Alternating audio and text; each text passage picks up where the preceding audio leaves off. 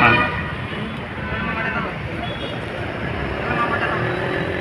Sir ಇದು ಸುಮಾರು 12 ದಿವಸ ಆಯ್ತು ಇದು ಎಲ್ಲ ಹೋರಾಟ ಚಾಲು ಐತೆ ಸರ್.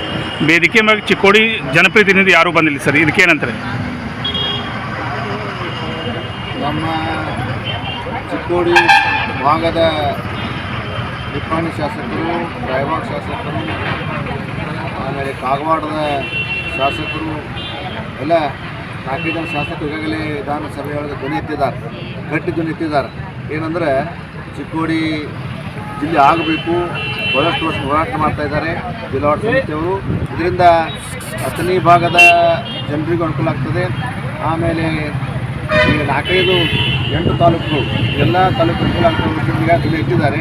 ಅದಕ್ಕೆ ನಮ್ಮ ಜಿಲ್ಲಾ ಉಸ್ತುವಾರಿ ಸಚಿವರು ಮತ್ತು ಮುಖ್ಯಮಂತ್ರಿಗಳು, ಆಮೇಲೆ ಬೈರೇಗೌಡರು, ಕಂದಾಯ ಸಚಿವರು ಬೈರೇಗೌಡರು ಕೂಡ ಜಿಲ್ಲಾ ಆಗಬೇಕು ಅನ್ನುವಂಥ ಮಾತನ್ನು ಅವ್ರು ಹೇಳಿದ್ದಾರೆ ವಿಧಾನಸಭೆಯೊಳಗೆ. ಆದರೆ ಇನ್ನೂ ಆಗಿಲ್ಲ. ಅದು ಏನು ಅವ್ರಿಗೆ ತೊಂದರೆಗೆ ಗೊತ್ತಿಲ್ಲ. ನಾನು ಈಗಾಗಲೇ ಒಂದು 4 ದಿವಸದಿಂದ ನಮ್ಮ ಜಿಲ್ಲಾ ಉಸ್ತುವಾರಿ ಸಚಿವರು ನಮ್ಮ ಕಾರ್ಯಕ್ರಮ ಒಂದು ಭೇಟಿ ಆದಾಗ ನಾನು ಮಾತನಾಡಿದೆ. ನಮ್ಮದು ಮೊದಲು ಚಿಕ್ಕೋಡಿ ಕುಟುಂಬ ಜಿಲ್ಲಾ ಆಗಲಿ, ಆ ನಂತರದಲ್ಲಿ ಅಥಣಿ ಮತ್ತು ನಮ್ಮ ಬೈಲಹೊಂಗಲ ಆಗಲಿ. ಯಾಕಂದರೆ ಈಗಾಗಲೇ ಆಸಾಂ ರಾಜ್ಯದೊಳಗೆ 3 ಕೋಟಿ ಜನಸಂಖ್ಯೆ ಇರೋದ್ರಿಂದ ಅಲ್ಲಿ 33 ಜಿಲ್ಲಾ ಅದಾವೆ. ನಮ್ಮಲ್ಲಿ 6 ಕೋಟಿ ಜನಸಂಖ್ಯೆ ನಮ್ಮ ಕರ್ನಾಟಕದಲ್ಲಿ. ಹಾಗಾಗಿ ನಮ್ಮಲ್ಲಿ 60 ಜಿಲ್ಲಾ ಆಗಬೇಕು. ಆ ಲೆಕ್ಕದಲ್ಲಿ 10 ಲಕ್ಷಕ್ಕೆ ಜನಸಂಖ್ಯೆ 1 ಜಿಲ್ಲಾ ಆಗಬೇಕು. ಆದಷ್ಟೊಳಗೆ ನಾವು ಈಗಾಗಲೇ ಅದನ್ನು ಹೇಳಿದ್ದೇವೆ. ಮತ್ತು ಉಸ್ತುವಾರಿ ಕೂಡ ಭಾಳ ಅವರು ಸ್ಪಂದಿಸಿದ್ದಾರೆ. ಇಲ್ಲ ಇವೆರಡು ಆಗಬೇಕು, ನಾವು ಅವ್ರು ಮಾಡ್ತೀವಿ ಅಂತ ಮಾತಾಡ್ತೀವಿ ಸರ್. ಬೆಳಗಾವಿ ಅಧಿವೇಶನದಾಗ ಜಿಲ್ಲಾ ಆಗೋದು ಸರ್ ಭರವಸೆ ಐತೆ ನಿಮ್ಗೆ? ಅಧಿವೇಶನ ಮುಗಿದು ಸರ್ ಜಿಲ್ಲಾ ಆಗಲಿಲ್ಲ. 10 ದಿವಸದ ಈ ಒಂದು ಅಧಿವೇಶನದೊಳಗೆ ಚಿಕ್ಕೋಡಿ ಜಿಲ್ಲೆ ಆಗ್ತಿರ್ತಕ್ಕಂಥ ಸಂಪೂರ್ಣ ವಿಶ್ವಾಸ ನಮಗೆ ಇತ್ತು. ಇನ್ನೊಂದು ದಿವಸದೇ ಈಗೂ ಅದನ್ನು ವಿಶ್ವಾಸ ಕಳ್ಕೊಂಡಿಲ್ಲ.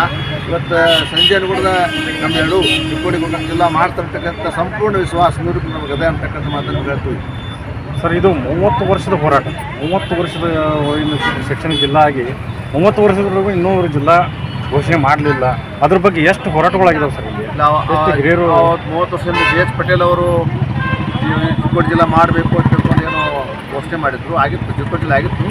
ಕೆಲವು ತಾಂತ್ರಿಕ ದೋಷಗಳಿಂದ, ಅಡಚಣೆಗಳಿಂದ ಆಗಿಲ್ಲ.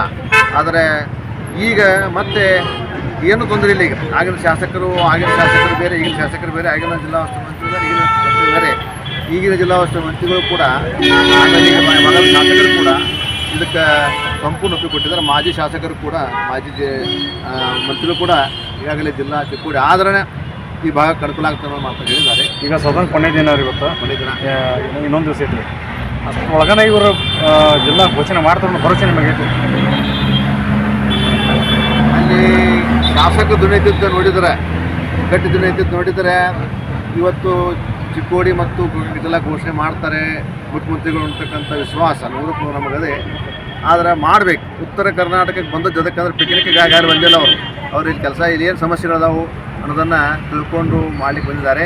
ಈಗಾಗಲೇ ನಮ್ಮ ಮಹಾಲಕ್ಷ್ಮಿ ಆತ್ಮೀಯ ಯೋಜನೆ ಇರ್ಬೋದು, ಬೆಳಗಾವಿ ಆತ್ಮೀಯ ಯೋಜನೆ ಇರ್ಬೋದು, ಇನ್ನೊಂದು ಹನುಮಾನ್ ಆತ್ಮೀಯ ಯೋಜನೆ, ಇದ್ರ ಬಗ್ಗೆಯೂ ಕೂಡ ಅವರು 3 ಆತ್ಮೀಯ ಯೋಜನೆ ಆಗಬೇಕು. ಮತ್ತು ನಮ್ಮ ಚಿಕ್ಕೋಡಿ ಜಿಲ್ಲಾ ಘೋಷಣೆ ಇವತ್ತು ಮಾಡಬೇಕು. ಮತ್ತು ಇವತ್ತು ಘೋಷಣೆ ಅವ್ರು ಮಾಡಲಿಲ್ಲ ಅಂತಂದರೆ ಮುಂದಿನ ದಿನದಲ್ಲಿ ಮತ್ತೆ ನಾವು ಚಿಕ್ಕೋಡಿ ಜಿಲ್ಲಾ ಸಮಿತಿಯವರೆಲ್ಲ ತಿಳ್ಕೊಂಡು, ಆಮೇಲೆ ಎಲ್ಲ ಶಾಸಕರನ್ನು ಒಂದು ಕಡೆ ಎಲ್ಲ ನಾವು ಕೂಡಿಕೊಂಡು ನಾವು ಪ್ರತ್ಯೇಕ ರಾಜ್ಯದ ಘೋಷಣೆ ಮಾಡಲಿಕ್ಕೆ ನಾವು ತಯಾರಾಗ್ತೀವಿ. ಪ್ರತ್ಯೇಕ ರಾಜ್ಯ ಬೇಡಿಕೆ ಇಡಕ್ಕೆ ಮಾಡ್ತೀವಿ. ನಮ್ಮ ಜಿಲ್ಲಾ ಬಂದ್ ಮಾಡ್ತೀವಿ. ಮುಂದೆ ಜಿಲ್ಲಾ ಮಾಡೋದು ಮುಖ್ಯ ನಮಗೆ. ನಮ್ಮದು ಇದೇನು ಕಿತ್ತೂರು ಕರ್ನಾಟಕ ಏನಿದೆ ಇದು ಪ್ರತ್ಯೇಕ ಆಗಲಿ ಅಂತ ತಿಳ್ಕೊಂಡು ನಾವು ಆ ನಿಟ್ಟಿನೊಳಗೆ ಹೋರಾಟ ಶುರು ಮಾಡ್ತೀವಿ. ಜಿಲ್ಲಾ ಬಂದ್ ಮಾಡ್ತೀವಿ ಸರ್. ಈಗಾಗಲೇ ಇವರು ಭಾಳಷ್ಟು ವರ್ಷಗಳಿಂದ ಇವರು ಹುಕ್ಕೇರಿ ಆಗಲಿ, ಅರಮನೆ ಆಗಲಿ, ಇವರು ಸಂಜು ಬಡಿಗರ್ ಆಗಲಿ ಇಂಥವರೆಲ್ಲ ಸುಮಾರು ಸಂಘಟನೆದವರು ಬಂದು ಹೋರಾಟ ಮಾಡ್ತಾನೆ ಇರ್ತಾರೆ. ಅವ್ರಿಗೇನು ಹೇಳಕ್ಕೆ ಇಲ್ಲ. ಪಾಪ ಅವರು ಚಿಕ್ಕೋಡಿ ಹೋರಾಟ ಸಮಿತಿಯವರು ಮತ್ತು ನಮ್ಮ ರಕ್ಷಣಾ ವೇದಿಕೆಯ ಎಲ್ಲ ಪದಾಧಿಕಾರಿಗಳು, ರೈತ ಸಂಘದ ಮಹಿಳಾ ಘಟಕದ ಪದಾಧಿಕಾರಿಗಳು, ರೈತ ಸಂಘದ ನಮ್ಮ ರೈತ ಎಲ್ಲ ಪದಾಧಿಕಾರಿಗಳು ಬಹಳಷ್ಟು ನಮ್ಮ ಈ ಒಂದು ಹೋರಾಟ ಸಮಿತಿ ಬೆಂಬಲವನ್ನು ಮತ್ತು ಸಹಕಾರವನ್ನು ನೀಡಿದ 30 ವರ್ಷದ ಸಹಕಾರ ತಂದಿದ್ದಾರೆ.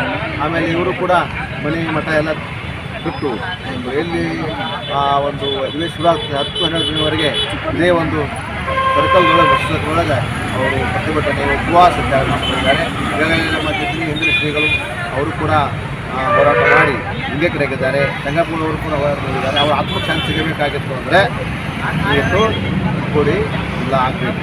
ಆಗಲಿಲ್ಲ ಅಂದರೆ ನಾವು ಈ ಈ ಭಾಗದ ಶಾಸಕರನ್ನು ಕರ್ಕೊಂಡು, ಮಾಜಿ ಶಾಸಕ ಕರ್ಕೊಂಡು, ಆಮೇಲೆ ಈ ನಮ್ಮ ಹೋರಾಟ ಸಮಿತಿ ಕರ್ಕೊಂಡು ಪ್ರತ್ಯೇಕ ರಾಜ್ಯದ ಬೇಡಿಕೆಯನ್ನು ಸರ್ಕಾರ ನೀಡುತ್ತೆ.